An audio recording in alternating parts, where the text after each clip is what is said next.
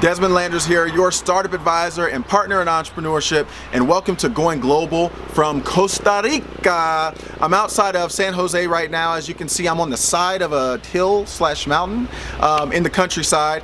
Thought it would be cool to spend my last couple of minutes here before we head off to the airport. Just wanted to give you a little overview of Costa Rica. There's about 5 million people here. It's not a huge country. It's about the size of West Virginia. The currency is the colones. You'll see some pictures here of what those actually look like. The conversion rate is actually $1 to about 530 or 540 colones. And you would think that because the conversion difference is so high that things would actually be pretty cheap here. Now maybe it's just because I went to some of the tourist areas and I also went to some of the local areas too, but I didn't find it to be that inexpensive. It's actually a little bit more expensive than the United States. I'll kind of talk to you in a minute about how you can kind of cheapen your trip or cheapen your move if you actually come down here. But it's a really, really cool place. Again, about 5 million people, and everyone is really friendly. Now, before you can become an entrepreneur here, it's important for me to note how you can actually survive. So let's go through a couple things. Number one, transportation. Transportation is critical. If you don't live here and you don't have a car here, then I would suggest renting a car. Now, the one thing that they do not tell you on the rental car websites is that there is a state mandated insurance, and that could either double or triple the cost of your rental. So be sure to factor that in your trip here. Also, when you rent a car, you want to get a 4-wheel drive truck, as big of a truck as you can, as thick of tires as you can, because the infrastructure and the roads here are not fully developed, especially when you get outside of San Jose, going to Arenal or La Fortuna, or going out to Tamarindo. So make sure you have thick tires and a good SUV. In terms of food, you can eat pretty inexpensively here if you're not scared of eating local food. They have these little restaurants called sodas where they serve the Costa Rican, they call it typical Costa Rican dishes, which is rice, beans, plantains, your choice of meat, and then maybe a side of vegetables or a salad, etc. In terms of lodging, there's not a whole lot of US based or big chain hotels here, so you want to make sure to look up a nice bed and breakfast or rent a villa like we did with some friends out in Tamarindo. Some other things you want to look at too is your safety, right? You got to be safe anywhere that you go. Now, what's interesting about Costa Rica is I actually feel safer here than I do feel in some parts of the United States. I read up on this, and there's a very high concentration of police. You either see them driving in trucks, 2 or 3 of them at a time, or you'll see them walking in pairs on the streets, patrolling the beat, as we say back in the States. There's only 10 incidents per 100,000 people in the entire country. That number went down from 12.5 a couple years ago. So I would highly recommend coming to Costa Rica. And now let's get into how you can become an entrepreneur, starting with the city and small little town of Tamarindo. So in Tamarindo, which is a small town on the west side of Costa Rica, I met a lot of different people. I had a lot of great experiences, got to chill out on the beach and all that good stuff. But I met one interesting family, and the husband of the family, his name is Luke. He's actually an ex-American, and what we call an expat. There's a lot of them in Costa Rica that you'll find. And he's also an ex-baseball player, but he's a Costa Rican entrepreneur. He actually ran a business called Kahiki, which is basically a nice restaurant that serves a lot of great food. I actually ate there almost twice when we were there in Tamarindo for breakfast and for lunch. Highly recommend it. He doesn't own that anymore. He's moved over to be more in the breakfast arena over at Breakfast Grinds, which is a great place to eat breakfast. I highly recommend it. And in addition to him running a business, him and his wife also run a business together during the times where Breakfast Grinds is not open. And I would imagine sometimes while it's open and they're both running the business simultaneously. There's another shop called Ohana, which they actually run together. And what's interesting about this place is when I walked up, I saw this little girl running around, and I didn't know who it was. I just thought it was one of the little girls from the neighborhood, etc. But she was just like hovering, and she wouldn't go too far from the store. And what we ended up finding out is that that's Luke's daughter, Luke and his wife. And so what's interesting about this is that not only can you leave your home country, right, like Luke did, you can actually start businesses, even if they're not huge businesses, in other countries and build a family. And it's interesting because this little girl is actually going to see, for the duration of the time that she's growing up, that her dad and mom only survived through entrepreneurship and businesses. And I think that's something more than the United States that we need to show our children. But because we have these social programs and welfare and Medicaid and unemployment insurance and all these buffers, we don't necessarily have to do that. And that's okay. But what's interesting here also with Luke is he said, you know what, Desmond, it's not worth it for me to work for anybody because I would only make $2 to $3 an hour, which is, 1,000 to 1,500 colones an hour, and you can't really support a family on that. So he said, by default, I went into entrepreneurship. One, because I like the restaurant business, but then number two, it only makes sense for me and my family. There were some other, interesting services like Dr. Ding, surfboard repair. I mean, where do you see a surfboard repair shop? Only on the beach, of course. So that was an interesting service. And the final service that I saw in Tamarindo that was really interesting was something called Tico to Go. Tico to Go is basically a food delivery service that will go to a sushi bar or a sports bar and grill or a taco place in Tamarindo and actually bring the food up the mountain to folks who either do not have transportation or who do not feel like walking or driving down the mountain. And you may say, well, Desmond, it's a delivery service, it's not really that unique.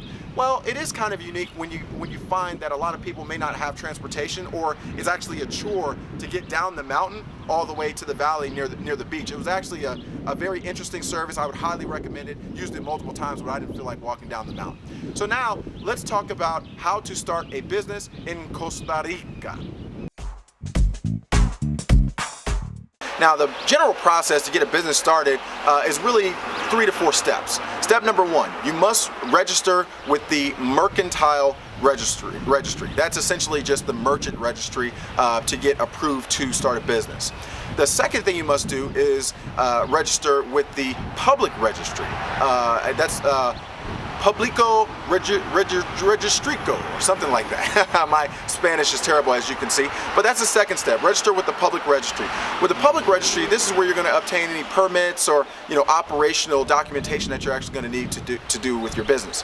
The third thing that you're going to need to do is actually publish or make an announcement in La Gaceta, which is, I think, stands for the Gazette, which is one of the announcement newspapers that let the country know that you're starting a new business. The announcement must be announced for 8 days before you can actually go back to the mercantile registry, make your payments for your revenue stamps and any of your incorporation documentation, and then from that point you're good. One important thing to know is, as of 2012, the government passed a law to where you must put a emergency or legal savings fund together. So I forgot the exact percentage. We'll display it on the screen here, but basically that percentage of your annual profits up to like $20,000 must be saved and cannot be touched, just in case you get into any legal issues or anything like that. And actually, that may be something that we need to implement in the United States as well. I don't know about 20,000, but maybe 5 or 10,000, so that when businesses get into legal trouble, they have the money to actually defend themselves. So in general, that's what you can do to start a business. Now, if you want to bypass that and you want to expedite the process, you just want to go straight in, you can actually buy a shelf corporation, and you can do this in the United States too. I wouldn't recommend it because there's normally hidden things that come along with that. But if you wanted to bypass this in Costa Rica, buy a shelf corporation. It's going to cost you a couple $100. You have to stick with the name that is registered, though. You can't create a new name. But outside of that, this is going to take you a couple weeks, and it's going to cost you about $400, and then you'll be an official entrepreneur with your own company in Costa Rica. So the next destination that we actually went to was La Fortuna, or pronounced simply La Fortuna.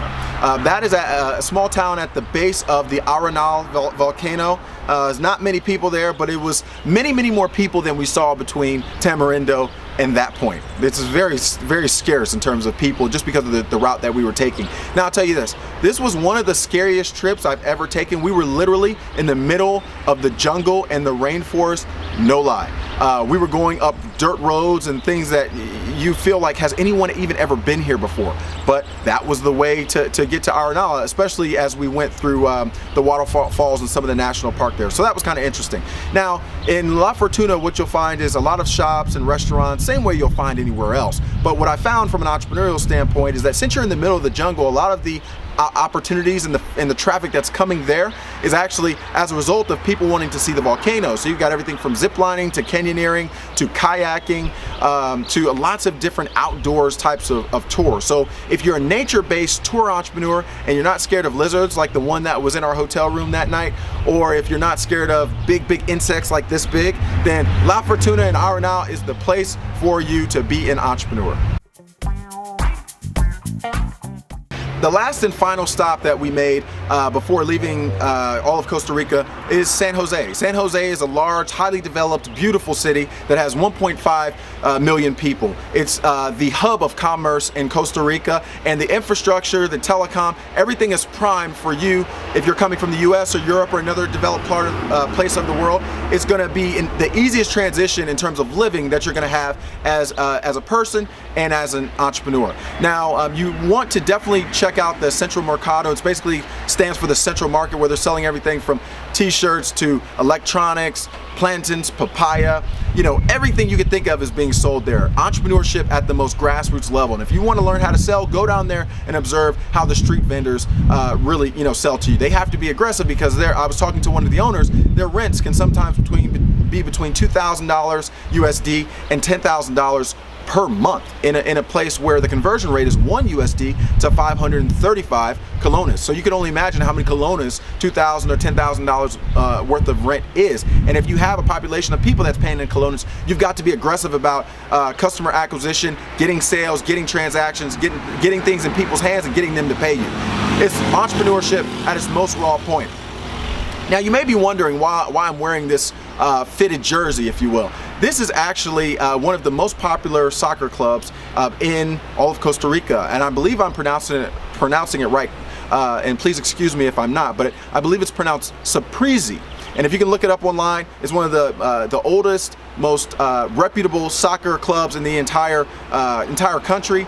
They actually, unfortunately, as of the date of this recording, just lost last night. So I walked into a restaurant, everybody was like, "Yay!" and then some people were like, "Boo!" And I found out that they lost. I really didn't know. But this gear kind of looks a lot like Stanford University. So I wanted to make sure you didn't confuse it with Stanford University. It is a soccer club here in Costa Rica. But the other thing I wanted to mention and why this jersey is actually important is because it represents a large portion of entrepreneurship in San Jose.